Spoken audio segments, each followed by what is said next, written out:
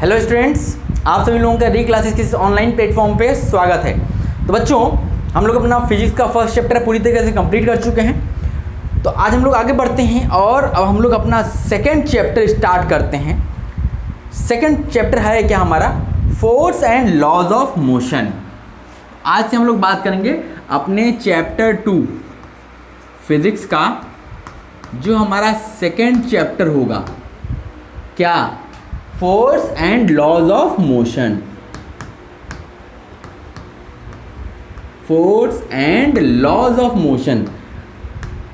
अब देखो, इसमें आप फोर्स के बारे में तो आप लोग क्लास 8 में बहुत अच्छे से पढ़े होंगे। पढ़े थे? अरे बता दो, ऐसा नहीं है कि आप बोल दो कि पढ़े थे तो नहीं पढ़ाएंगे, पढ़ाएंगे सारी चीज़ें बच्चों। तो आपने वहाँ पे पढ़ा था तो आपको कुछ चीज़ें पता होंगी, कुछ क्या चीज़ें, बहुत सारी चीज़ें पता होंगी। तो थोड़ा सा उससे कनेक्ट करने की कोशिश कीजिएगा, ठीक है। तो हम लोग अब सेकंड चैप्टर में एंटर करते हैं और अब हम लोग स्टार्ट करेंगे और उसको अच्छे से हम लोग पढ़ा जाएगा, ठीक है। तो देखो बच्चों, सबसे पहले इसमें हमारा लॉज ऑफ मोशन तो एक अलग टॉपिक हो गया, उसके पहले आया है हमारा फोर्स। सबसे पहले हम लोग फोर्स को बात कर लेते हैं, फोर्स होता क्या है। तो जैसे ही अगर हमने फोर्स की बात करने की सोची, तो फोर्स तो हर एक बच्चे को पता होगा फोर्स क्या होता है, पता है ना। देख भाई, क्या होता है ना कि जैसे आप, अगर मैं किसी बच्चे को खड़ा करके पूछूं कि डिफाइन करो भाई फोर्स को, तो बच्चा बोलेगा, उसको एक लाइन का एक चीज़ याद किया हुआ है कि एनी पुश और pull is known as force. कोई भी पुश या पुल, इसी को हम लोग क्या बोलते हैं, फोर्स बोलते हैं। नो डाउट कि ये सही है, ये सही है कि एनी पुश और pull is known as force. Any push और पुल इज नोन एज, इसी को क्या बोलते हैं, फोर्स बोलते हैं। कोई भी पुश या पुल, इसी को फोर्स बोलते हैं। देखो, फोर्स आखिर करता क्या है। फोर्स, पुश और पुल तो ठीक तो बात है, ठीक है, समझ में आ गया। अगर उसको आप डेली लाइफ में उसको रिलेट करने की कोशिश करो तो पुश मतलब फोर्स करता क्या है। जैसे मैंने ये चौक लिया, इस पे इसको फोर्स लगा के इसको दो पार्ट में ब्रेक कर दिया। हमने इसका क्या किया, इसका शेप बदल दिया, साइज बदल दिया। पहले ये इतना बड़ा था, तोड़ दिया, तब छोटे साइज में हो गया, छोटे साइज हो गया, साइज बदल गया। फिर क्या कर सकते हैं, जैसे ये हमने बॉटल ली, ठीक, हमने इसको दबा दिया, तो अब इसका देखो शेप क्या हो गया, चेंज हो गया। लेकिन मैं इसको छोड़ दूंगा, फिर से अपनी ओरिजिनल शेप में आ जाएगा। तो इसका मतलब है हम फोर्स लगा के किसी का साइज चेंज कर सकते हैं, किसी का शेप बदल सकते हैं, और किसी मूविंग ऑब्जेक्ट का डायरेक्शन भी चेंज कर सकते हो, ऑब्जेक्ट की वेलोसिटी को बढ़ा सकते हो, ऑब्जेक्ट को रोक सकते हो, रुकी हुई चीज़ को आप चला सकते हो। फोर्स, हर एक चीज़ फोर्स के द्वारा कर सकते हो, ओके। तो चलो अब एक प्रॉपर डेफिनेशन लिख लेते हैं फोर्स की, फिर उसके बाद देखते हैं कि इफेक्ट्स ऑफ फोर्स क्या है।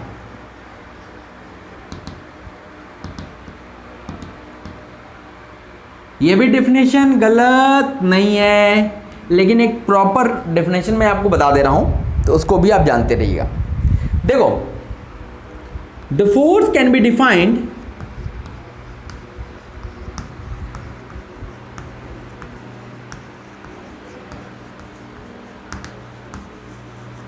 the force can be defined as an agent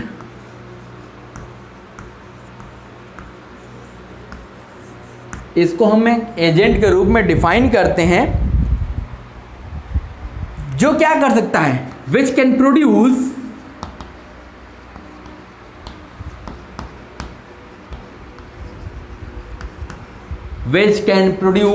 जो एक्सेलरेशन प्रोड्यूस कर सकता है, एक्सेलरेशन इन ए बॉडी,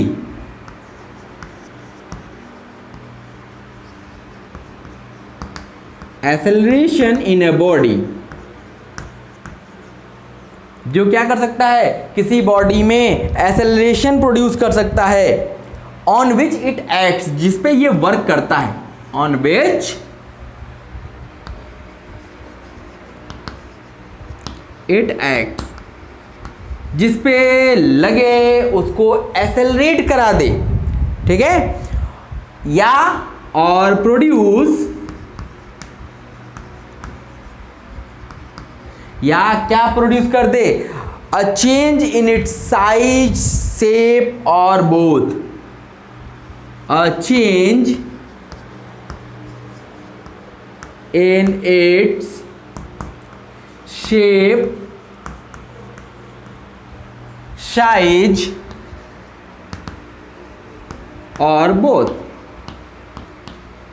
ठीक है, जो क्या करे कि साइज भी बदल सकता है, शेप भी बदल सकता है, या दोनों बदल सकता है। तो ये जो होता है, ये जो एजेंट है, इसी को हम लोगों ने क्या नाम दिया, फोर्स का नाम दिया। तो ये हमारा एक प्रॉपर डेफिनेशन हो गई, ये हमारी क्या हो गई, एक प्रॉपर डेफिनेशन हो गई कि फोर्स क्या है। ये भी फोर्स का डेफिनेशन गलत नहीं है, लेकिन आप इसको बोलोगे तो इसमें सारी चीजें हो जाएंगी कि ये क्या कर सकता है, जिस ऑब्जेक्ट पे लगता है उसको एक्सेलरेट करा सकता है, और ऑब्जेक्ट की शेप या साइज बदल सकता है, या दोनों बदल सकता है। ठीक, समझ गए? चलो नोट करो। फिर उसके बाद हम लोग देखते हैं कि इफेक्ट्स ऑफ फोर्स, कि फोर्स के क्या क्या इफेक्ट्स होते हैं। बच्चा हो गया, इरेज किया जाए बच्चों। चलो थोड़ा सा स्पीड मेंटेन करके काम किया करो।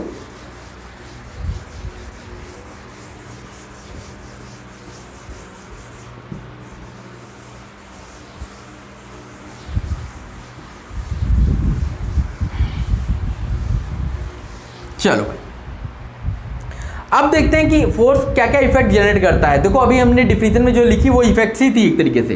तो effects of force,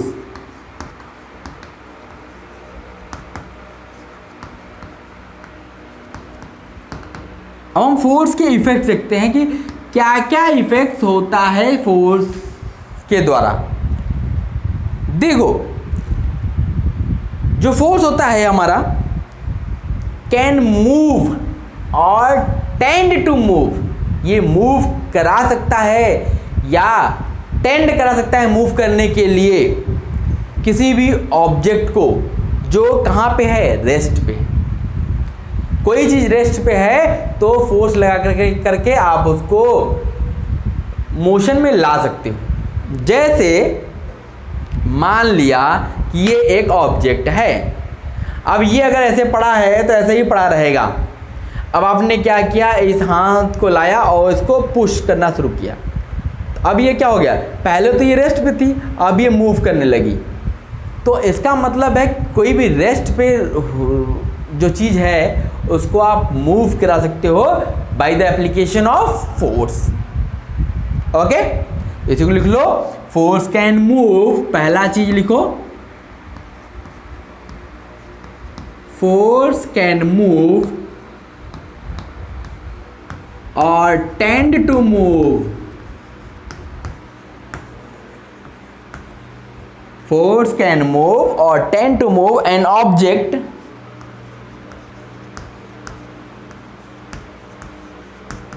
at rest।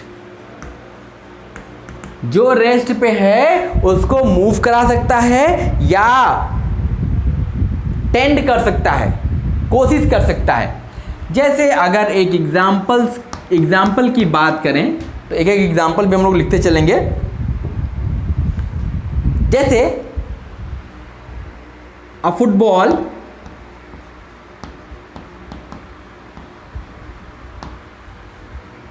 which is at rest in playground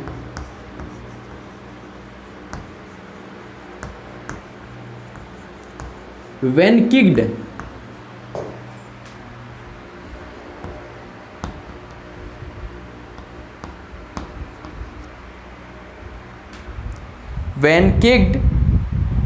it moved with a certain speed।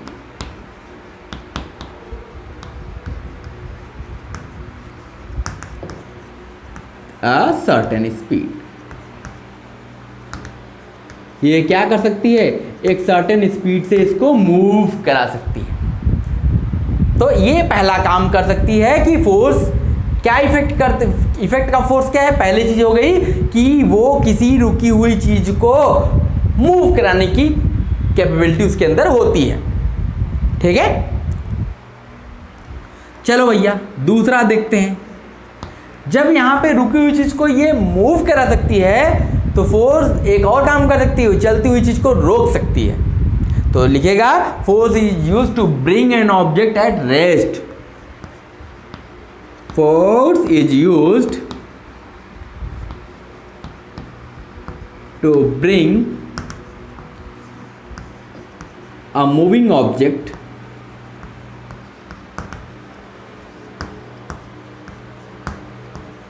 Eight rest. और क्या कर सकते हो भाई कि फोर्स लगा करके आप चलती हुई चीज को रोक सकते हो। रोक सकते हो कि नहीं रोक सकते हो, रोक सकते हो। तो इसके भी एग्जांपल्स लिखते चले, तो जिससे आपको जब आप कभी पढ़ोगे तो आपको चीजें बहुत आसानी से समझ में आ जाएंगी। देखो क्या होता है, जैसे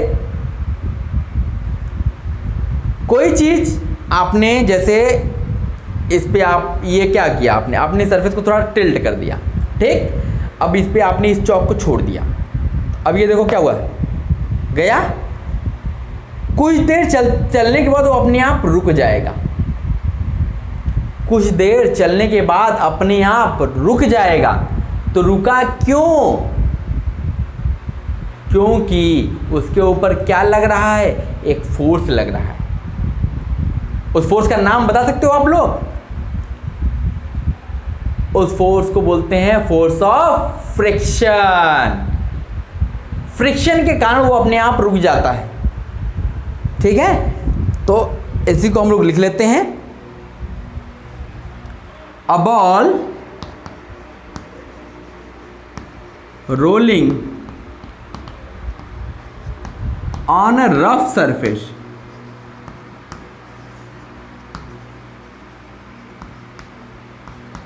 a ball rolling on rough surface stops after some time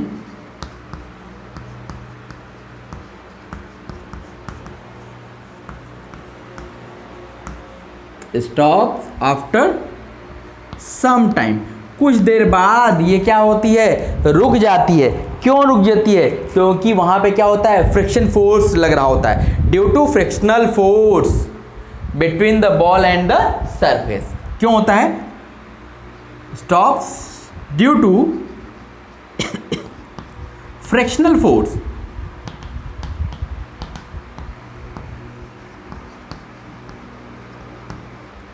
after some time due to frictional force between the ball and the surface.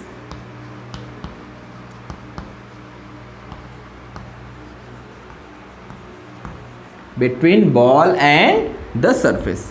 Surface और बॉल के बीच में जो फ्रिक्शनल फोर्स लग रहा है उसी के कारण क्या होता है, वो कुछ देर बाद चलने के बाद अपने आप स्टॉप हो जाएगी, रुक जाएगी। ठीक है, समझ में आ गया?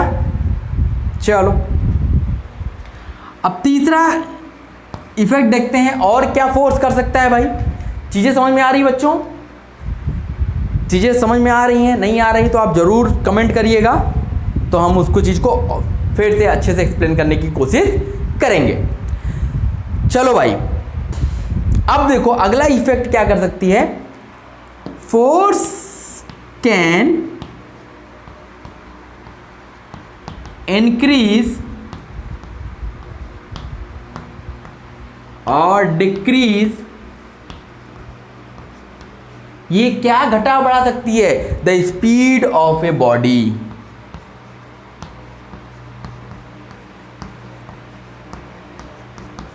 ये किसी भी बॉडी की स्पीड को घटा सकती है या बढ़ा सकती है।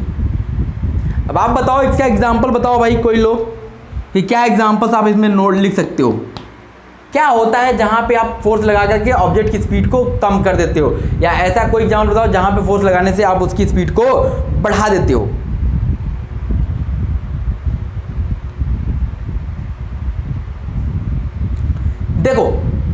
बहुत सारे एग्जाम्पल्स आप ले सकते हो, बहुत सारे। जैसे क्या करते हो, जैसे आप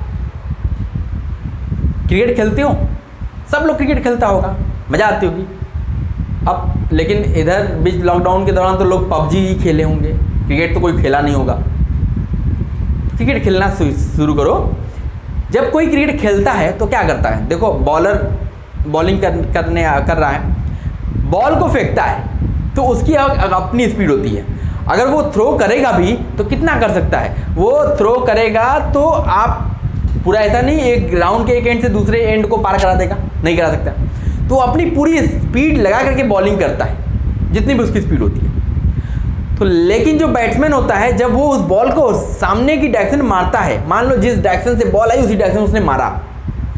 अब बॉल की स्पीड अगर मान लो 40 किलोमीटर पर आवर की स्पीड से फेंक रहा है वो, तो जो बैट्समैन होगा उसको बॉल को अगर पूरी जान से हिट करेगा तो हो सकता है वो 100 किलोमीटर पर आवर की स्पीड से ग्राउंड को पार कर जाए। तो ये क्या कर सकता है, फोर्स आपके स्पीड को बढ़ा सकता है या घटा सकता है। ठीक है, जैसे यहां पे मैं एग्जांपल दे रहा हूं जो एकदम अलग हट के एग्जांपल है। जैसे क्या होता है, जैसे एक मैग्नेट ले लो, क्या ले लो, मैग्नेट ले लो। यहां मैग्नेट को रख दो। अब एक छोटा सा आयरन का टुकड़ा ले लो। आप क्या करो, जैसे जैसे इसके पास लाओगे, आप यहां लाके छोड़ दो, सट से ही अपने आप को खींच लेगा। यहां तक तो कुछ नहीं हुआ, यहां पे लाया, धीरे धीरे इसकी तरफ बढ़ना शुरू हुआ, और जैसे यहां आएगा उस सट से इसको खींच लेगा। इसका मतलब है उसका स्पीड क्या हो गया, बढ़ा दिया। तो लिख लीजिए, an iron piece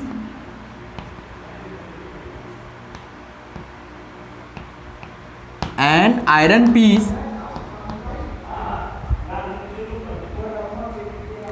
kept near a magnet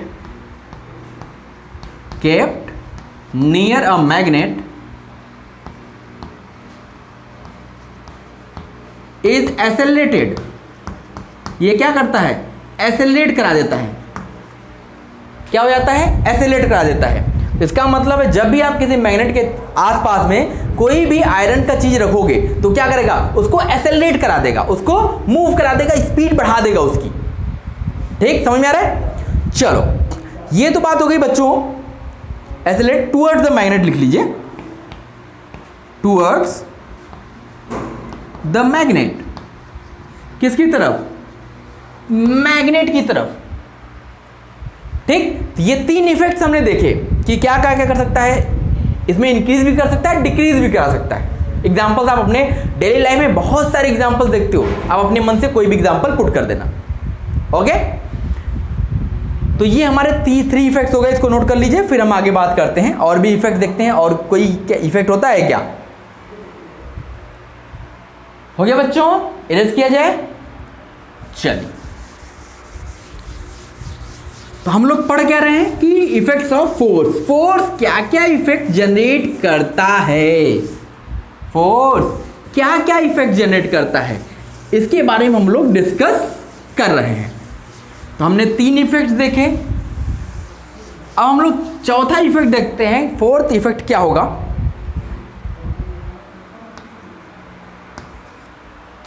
ये क्या कर सकता है force, force can change the shape और डायमेंशन ऑफ ए बॉडी। क्या कर सकता है, force can change the shape and dimension of a body.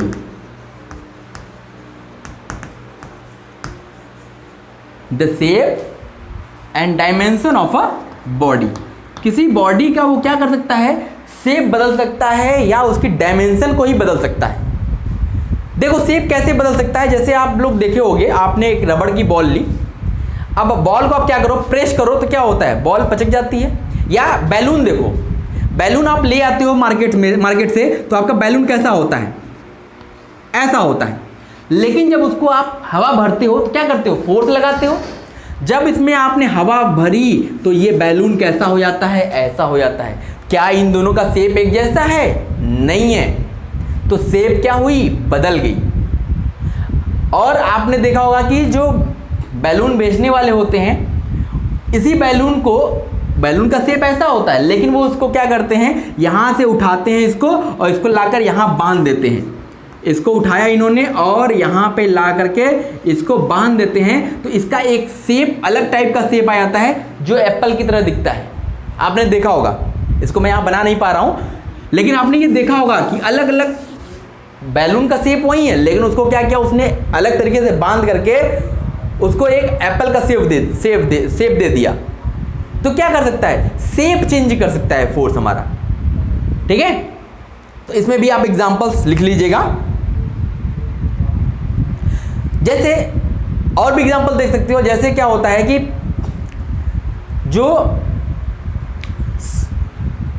सोफे आते हैं, सोफे बैठते होंगे आप लोग, कुशन्स पे बैठते होंगे, तो आप देखोगे कुशन ऐसा है, लेकिन जब आप इस पे बैठते हो तो क्या होता है, ये दब जाता है। तो इसका मतलब उसका शेप क्या हो गया, चेंज हो गया।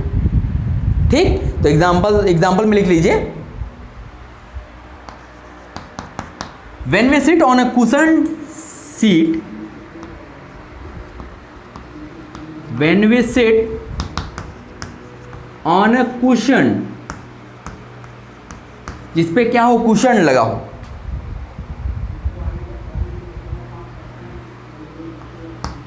कुशन सीट, जब कुशन के सीट पे आप बैठे होते हो तो क्या होता है, द कुशन गेट कंप्रेस्ड,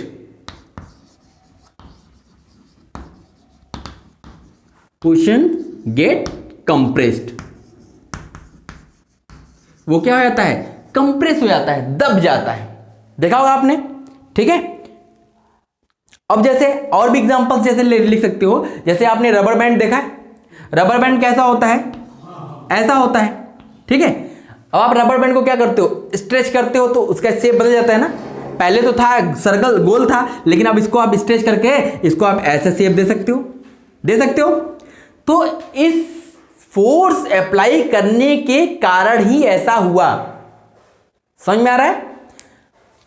तो ये बहुत सारे एग्जांपल्स बच्चों आप अपने डेली लाइफ में देखते हो, और एग्जांपल्स वहीं पुट किया करो एग्जामिनेशंस में। जब भी आप कहीं पढ़ते हो या लिखते हो, कोशिश ये किया करो कि जो आप डेली लाइफ में आस पास पड़ोस में जो चीजें देखते हो उसी को इंप्लीमेंट करना शुरू करो। साइंस समझनी है तो साइंस को समझने के लिए यही सबसे अच्छा तरीका है कि उसको आप अपने डेली लाइफ, अपने नेचर से उसको कनेक्ट करने की कोशिश करो, तभी आपको साइंस समझ में आएगी। अदरवाइज रट्टा मारते रहो, कुछ नहीं होने वाला है, कुछ हासिल नहीं होगा। ठीक है, अब देखो अगला इफेक्ट देखते हैं, फिफ्थ इफेक्ट देखते हैं कि फोर्स और क्या करता है भाई। तो force can change the direction of motion. सबसे बहुत इंपॉर्टेंट ये है, force can change the direction of motion. ये क्या करता है कि मोशन के डायरेक्शन को बदलने का काम करता है। आप कहोगे सर कैसे बदलता है, हमको बताइए, हमको सिखाइए, समझाइए। तो देखो बहुत सारे एग्जांपल्स आप डेली लाइफ में देखते हो। जैसे देखो आप लोगों ने मैच देखा, अभी आईपीएल चल रहा होगा, मैच देखते होगे तो आपको ऐसे बहुत सारे प्लेयर्स मिलेंगे जो मेहनत नहीं करना चाहते लेकिन अच्छे रन्स बना लेते हैं। वो लोग क्या करते हैं, आपने कभी देखा है? तो वो क्या करते हैं, बॉलर की स्पीड का फायदा उठाते हैं। बॉलर की स्पीड, जिसकी जितनी ज्यादा स्पीड होगी उसका फायदा बैट्समैन बहुत आसानी के साथ यूटिलाइज कर सकता है। तो बैट्समैन को करना क्या है, बॉल आई, बस बैट्समैन को अपने बल्ले को लगाना है, डायरेक्शन दिखानी है कि भैया यहां एक प्लेयर है, यहां एक प्लेयर है, बस बैट्स को ऐसे लगाएगा, इन दोनों के बीच से बॉल निकल जाएगी 4 रनों के लिए।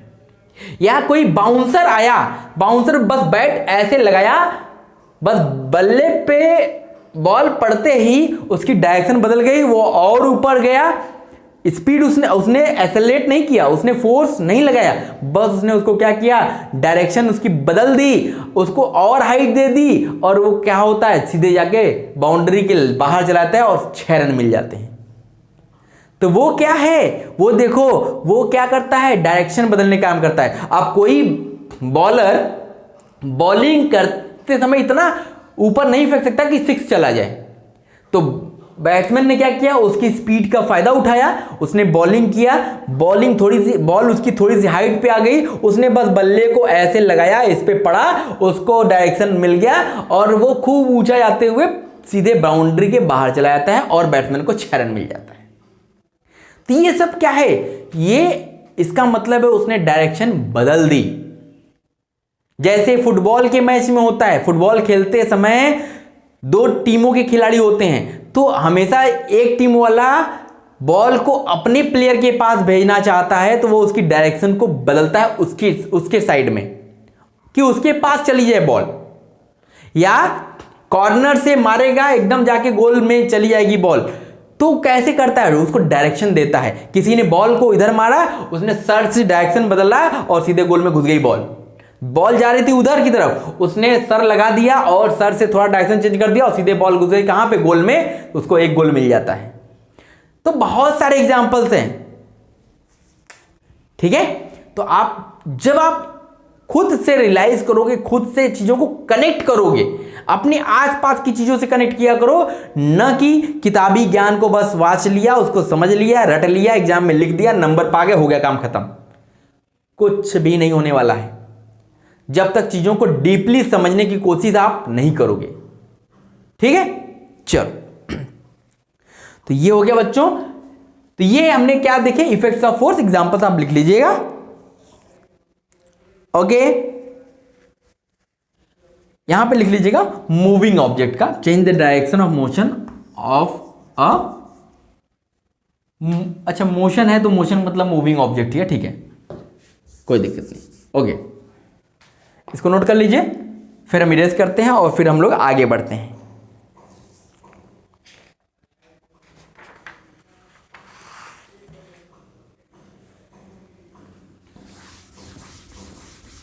तो ये हमने क्या देखा बच्चों, इफेक्ट्स ऑफ फोर्स देख लिया कि क्या क्या फोर्स के इफेक्ट्स होते हैं, ओके। चलो,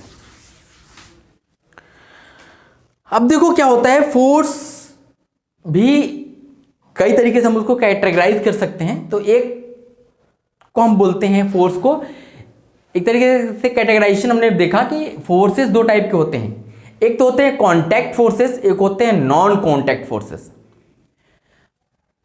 हम बात करते हैं फोर्सेस के कैटेगराइजेशन की, तो हमने बात किया कॉन्टैक्ट फोर्स,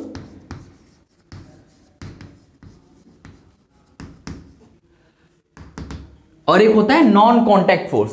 तो कॉन्टैक्ट फोर्स पहले देखते हैं कि कॉन्टैक्ट फोर्स होता क्या है।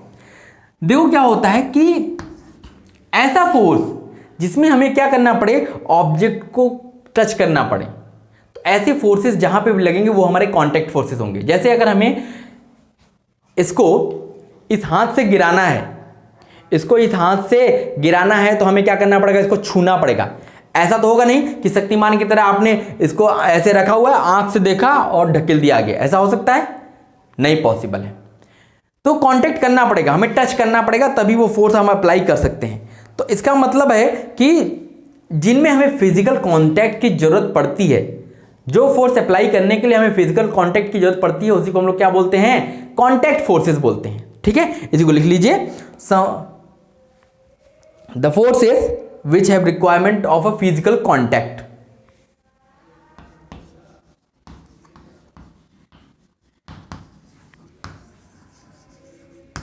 which required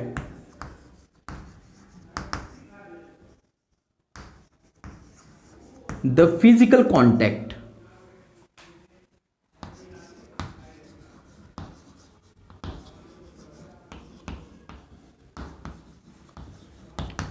is known as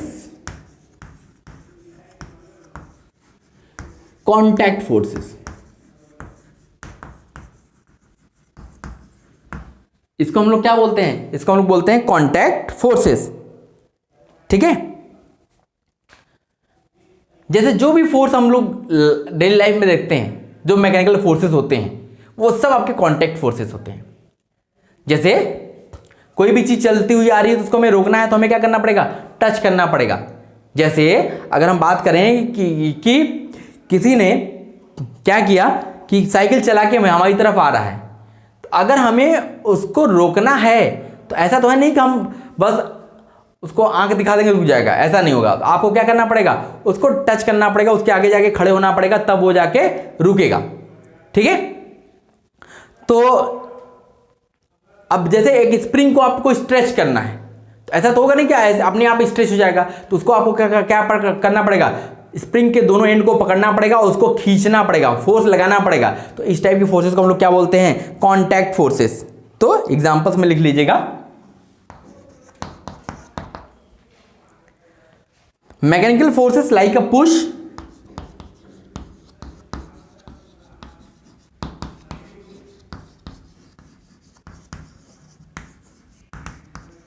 like a push और पुल।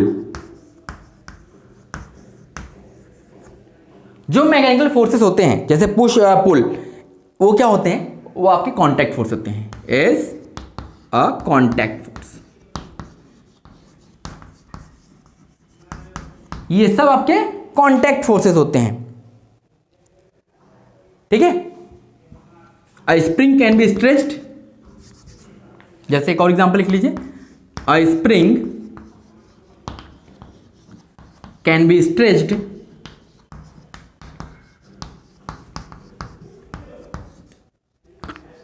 By the physical contact.